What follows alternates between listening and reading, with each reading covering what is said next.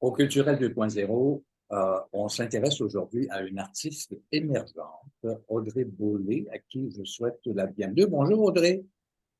Bonjour, enchantée. Alors, tout ça se déroule à Friedrichsburg, chez Adelaar. Qui est Adelaar? Adélard, c'est un centre d'art à Fredericksburg dont le directeur général et artistique est Gauthier Melin. C'est vraiment, pour moi, c'est un coup de cœur. On m'a invité en résidence en mars et avril dernier. C'est depuis ce temps que c'est ce qui émerge en fait de l'exposition actuelle. Alors, cette exposition va durer encore un petit moment, hein. Donc, les gens ont l'occasion de se déplacer, souvent le week-end, la fin de semaine. Alors, tu as donné un titre à cette exposition qui est également le titre d'une de tes œuvres que je vais tout de suite mettre à l'écran. Et raconte-moi un peu qu'est-ce que c'est cette exposition et dans quel contexte ça se déroule. Absolument. Donc, l'exposition a commencé samedi dernier, puis elle est présentée jusqu'au 26 novembre de cette année.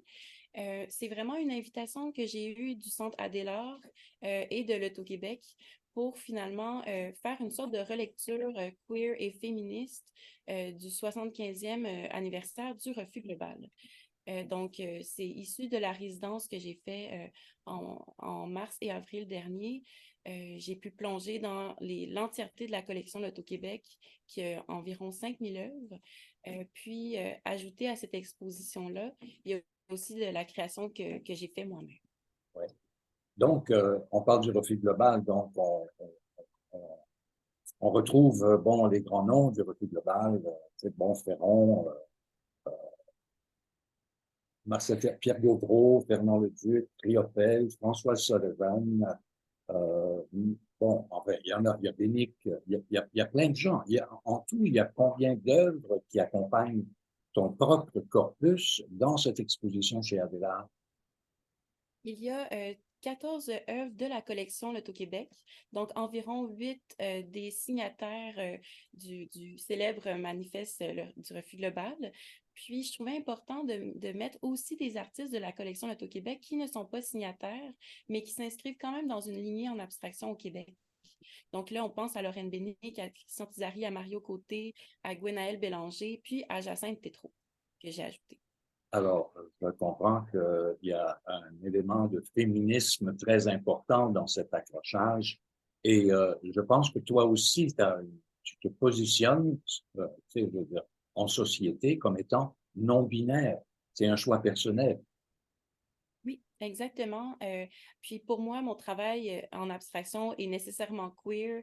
Être queer, pour moi, c'est vraiment une identité qui est mouvante, qui a une sorte d'abstraction, puis qui est un peu hors des représentations de nos sociétés. Donc, pour moi, mon travail abstrait, qui est du dessin et de l'estampe, provient du corps. Donc, il y a tout ça qui, pour moi, mon travail, je dirais que c'est des abstractions queer que, que je nomme. J'aimerais ça qu'on regarde ensemble, pas nécessairement des œuvres qui sont accrochées dans cette exposition, mais ton travail personnel. Et j'aimerais ça que tu m'en glisses un mot. Et je mets celle-ci à l'image. Alors, parle-moi un petit peu de cette œuvre. Médium d'abord. Oui, en fait, depuis cette année, j'ai une pratique du monotype. J'ai travaillé l'estampe dans le passé. En fait, comment je réalise cette œuvre notamment, j'ai d'autres œuvres qui sont des monotypes également. Mais par exemple, on voit au pourtour de l'image qu'il y a un cadre, qu'il y a un léger embossement. Ça, en fait, c'est la plaque de cuivre qui sert à imprimer. Donc, l'image que vous voyez, c'est comme si j'avais fait une peinture sur une plaque de cuivre que ensuite j'ai mis un papier dessus, puis j'ai passé dans une presse. Je travaille principalement à l'atelier circulaire à Montréal. C'est là que je peux réaliser ces estampes abstraites qui sont donc uniques, vu qu'il y a des monotypes, c'est un sur un. C'est pas une série d'estampes qui pourrait être 50 copies, vu que, en fait, une fois que le passage est fait, l'encre euh, est donc sur le papier. C'est vraiment des œuvres uniques. Mais c'est une pratique courante chez plusieurs des gens qui sont des artistes qui sont en art visuel. Euh, et là, je vais en montrer une autre. Oui, Et tu vas me donner un petit peu le détail de cette pièce aussi.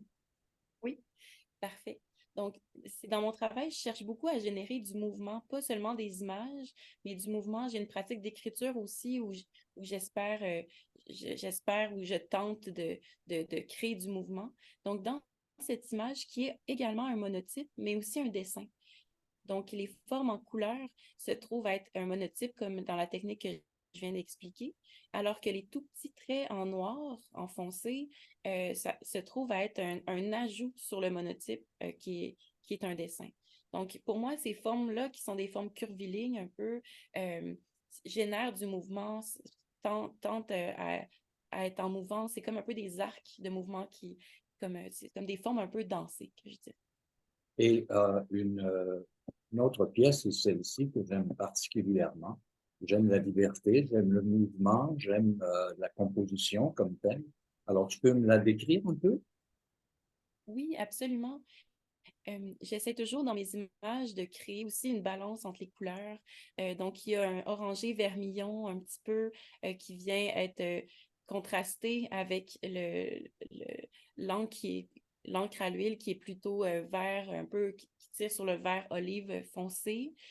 Puis également, il y a des touches donc qui sont plus d'un bleu qui viennent créer un triangle un peu dans l'image, qui viennent balancer l'image pour moi. Puis tout ça est appliqué au pinceau, vraiment comme si, sur la plaque de cuivre, comme si je faisais une peinture, puis ensuite c'est vraiment transcrit sur le papier. J'aimerais revenir à la photo que j'ai déjà montrée au départ. C'est l'œuvre représentative et le titre de ton exposition.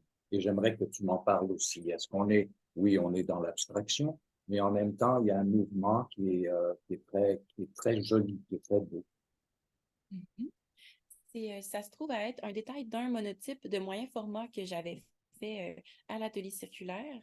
Puis pour moi, cette image, le fait que si on part de gauche vers la droite, il y a vraiment une tache sombre qui est à gauche, qui ensuite semble rebondir au sol, puis émerge la couleur. Donc pour moi, ça évoque beaucoup l'éveil, ça évoque beaucoup le fait qu'en haut complètement, ce soit le vermillon, le rouge vif. Euh, il y a quelque chose pour moi qui évoque beaucoup l'éveil, qui évoque beaucoup une sorte de, de, de, de propulsion ou de mouvement. Ouais. Est-ce qu'en ce moment, tu es en processus de maîtrise? Où en es-tu par rapport à ton travail? Je rappelle encore une fois que, bon, t'avoir présenté dans un premier temps comme étant une artiste de la relève, donc c'est très actuel comme moyen d'expression. J'aimerais que tu me parles un peu de ça. Absolument. J'ai terminé ma maîtrise en arts visuels et médiatiques à l'UQAM, donc cette année. J'ai terminé, j'ai remis mon mémoire en janvier. Donc, ensuite, s'en est suivi le jury et puis le dépôt officiel. Donc, j'ai terminé peut-être en mai officiellement. Puis, ça a été vraiment marquant pour moi de ce parcours à l'UQAM. Ça m'a vraiment donné la possibilité, le temps, puis un moment marqué dans ma vie pour me concentrer beaucoup sur ma pratique, puis trouver qu'est-ce qui émergeait le plus du travail plastique. Puis assez rapidement, pour moi, ça a été l'abstraction mélangée aux théories féministes et queer. Puis c'est comme ça que ça aboutit aujourd'hui, finalement, euh, dans ma pratique. Il y a aussi, dans le cadre de cette exposition à Friedrichsburg, euh, il y a une volonté, en quelque part, de créer des événements autour. Est-ce que, est-ce que tu fais partie de ces événements et sinon, peux-tu m'en nommer quelques-uns? Les événements autour de l'exposition, vous voulez Mhm. dire? Oui, absolument.